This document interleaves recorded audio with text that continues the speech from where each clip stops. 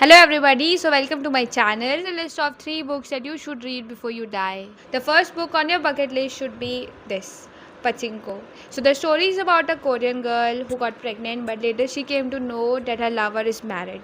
Eventually she married a priest and she moved to Japan with her husband. This whole story is told through 4 generations of family. 3 points which I would like to point out in this story is like no matter what time you are living, it is always the poor and underprivileged that have to face the brunt of whatever bad is happening in the society. Second would be that heroes and inspirational people are not always who appears on TV, but also common people who raise their kids with love and live their life with dignity amidst all odds. And third would be like life is very long and very unpredictable. You really don't know how much can happen in a lifetime. I would suggest you to please read this beautiful novel because this will stay with you for a very long time. Second book on your bucket list should be A Gentleman in Moscow. This book can really change your perspective towards your life. Sometimes things that life is only worth it if it is full of big events. Imagine living 365 days into 24 hours into 60 minutes. That is like 5,25,600 minutes full of big events. So would you feel happy? I don't think so.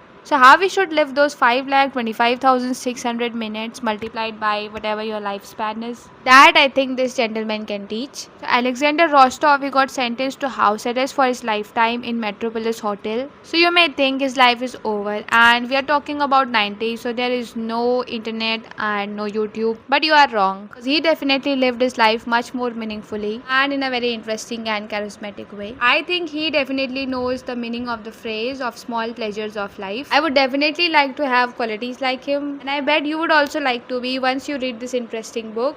The book name is A Gentleman in Moscow. So the third book would be this. So this is based on a real life story. So this man, Leil Chokolov, he was put in a concentration camp in Auschwitz during World War II, and there he was given the job of tattooing identification numbers on fellow prisoners.